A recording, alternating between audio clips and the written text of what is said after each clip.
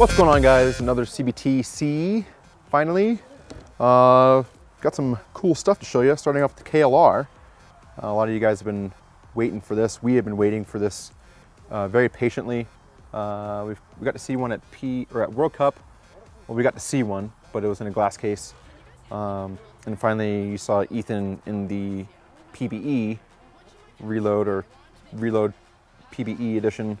He actually tried one of these on, and they're actually finally real, but only in black, which is kind of a bummer. So for those of you guys that are waiting patiently for your KLR in like blue or red or whatever, we have the black ones. We're still waiting on the every single other color out there, and there really isn't an ETA. But one of the things that we did notice when these came in is that they're being shipped with a smoke lens. Not sure if that's on purpose. Not sure if this is like, hey guys, sorry to make you guys wait, or sorry for the wait, and this is like a bonus kind of thing. But when you open these up, in addition to the smoke lens being inside of it, you get a chrome one, or a mirrored smoke lens with it. So not sure exactly if this is on purpose, or if they spent too long, or the night before they packaged these up, they were too busy Hing and they're all H'd over. But this is what you get when you get these. So that's pretty freaking awesome. It's pretty legit. It's too legit to quit.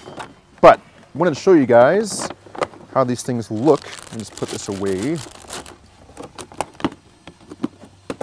So this one has the chin strap, or let's see, the chin strap buckles in. I'm not sure if Russell can get this or not, but it's got like a rivet button snap inside here. So rather than like the flexes where you have to cut them, you can actually remove these quite easily. Or like the i4s where it kind of slides and then comes out. You can actually just snap them, go right back in if a ref wants to be an asshole or not. So I wanted to show you how this fits on my face. You can see, right? It's pretty nice. It's actually really, really small. I'm actually really surprised about how nice the foam feels, how everything else feels in it. But one thing that Russell did say is that you notice how on this mask, how this plastic right here is ever so slightly polished, or it looks polished. It's got kind of a shine to it. Well, when you put these on, at least when we were inside here with the smoke lens on, it kind of, whenever something's light, like say a tech mat or something white that you're looking at, it'll reflect off of that, and actually you can see it. So now, of course, now that Russell's mentioned it, everyone that puts it on is like, oh yeah, that's, like, oh, I don't know if I like that. I'm not sure if it'll actually inhibit your playing. Obviously, Dynasty guys don't have a problem with it. So it is something to keep in mind, I guess, as soon as you notice it, if it bothers you or not.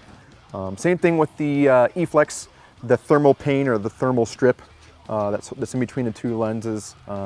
It does kind of a rainbow across your nose. So if you're looking at it, yeah, you'll see the thermal paint, the thermal strip right there. But I mean, you're not going to notice it if you're going to be shooting at somebody. At least you shouldn't. You shouldn't be all. Anyway, so stay tuned for the actual review. We're actually legitimately going to be filming a review for this later on in the week, or possibly next week, depending on how our schedule goes. So, in that review, you're going to see how to take the lens out, all that jazz. So, yeah, cool stuff. Moving on to Virtue pods. If I had a Bane mask, I would wear it right now just to do exactly what Dave Baines did in his video. But this is the PF, the push flip. Press and flick. These guys are actually are pretty cool. It doesn't seem like it would be too big of a deal, but you got a normal GXG pod right here, right? Got your press flick, 135 or 140 round. Give them a nice little shake here, and bam! It's I don't know how they did it. I think it's because of the taper, or I think that's what Dash was saying. The taper actually limits the actual volume or something like that. No. Huh? Oh, it's 2 inches smaller. That looks like about like 2 inches.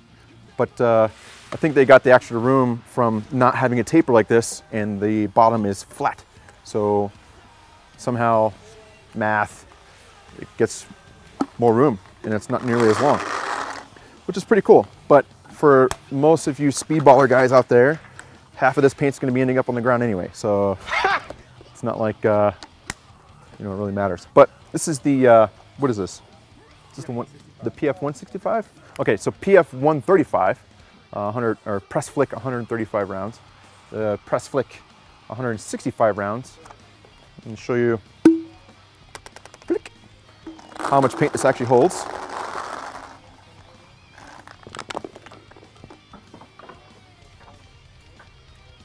So that's a lot of extra paint.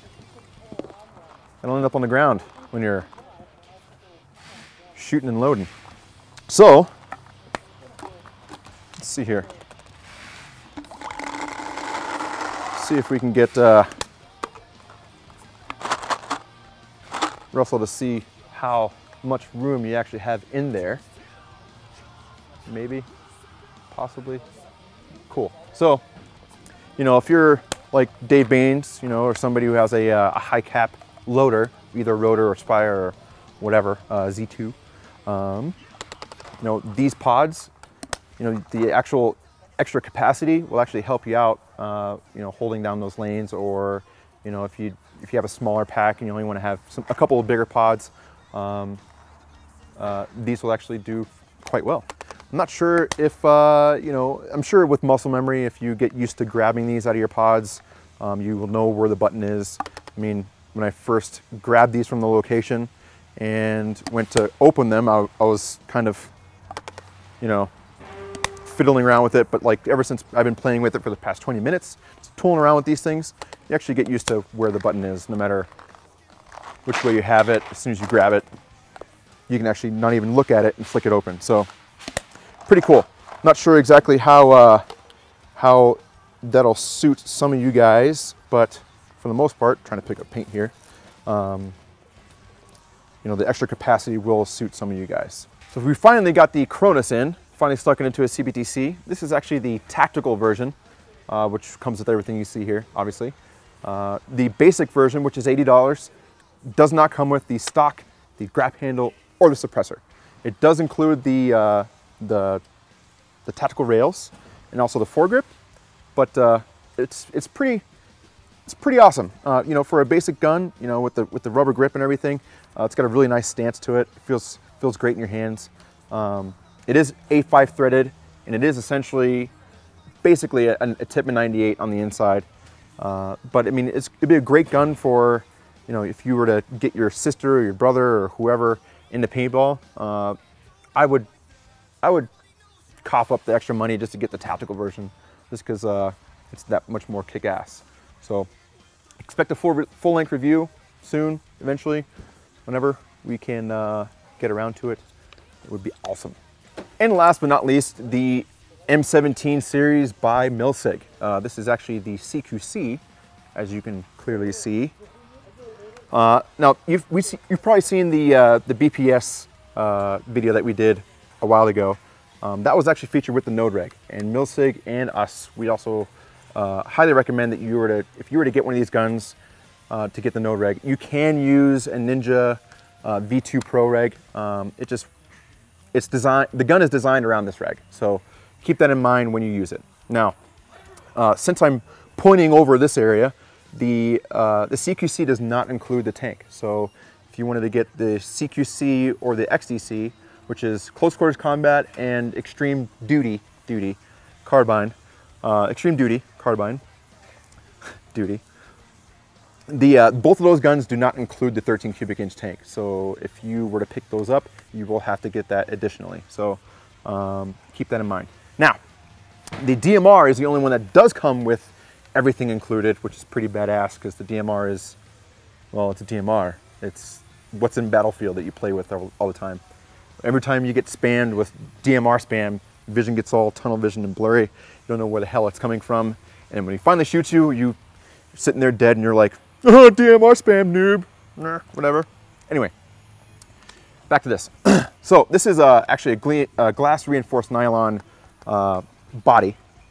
So it's actually the same stuff that's made out of, or the Glock handles are made out of. Correct me if I'm wrong.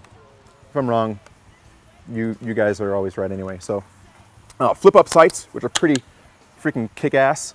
Now it actually does have a functional charge handle.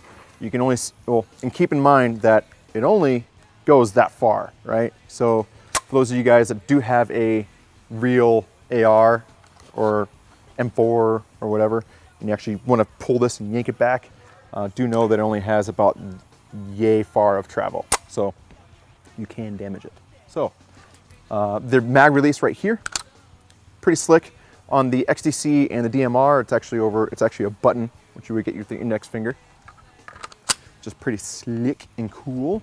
But the one thing that we do want to make sure that you guys know, that regular AR-15 finisher will not fit onto the M17 series. So if you wanted to get a CQC and later on down the road you wanted to take your shroud off of your AR-15, it will not work on this. And keep in mind, if you were somehow come across an XDC shroud or DMR shroud to put it on here, you could, but at the same time, Milsig does not sell them separately. So if you like the shroud on the XDC, buy the XDC, because you're not going to be able to upgrade or switch shrouds in the future. Well, that could change. And you know, Milsig's a pretty cool company. They could do that for you guys. But yeah, pretty awesome gun. Here it is. And of course, when we get the XDC and the DMR, we're of course going to blow it all over the CBTC counter, or Cronus behind the counter, CBTC. But yeah, stay tuned guys, and I will see you later.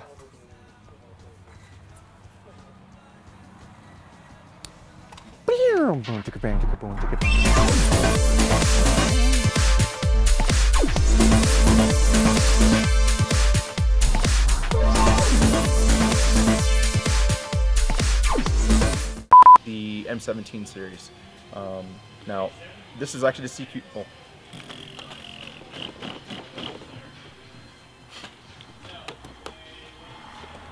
Shut the f up!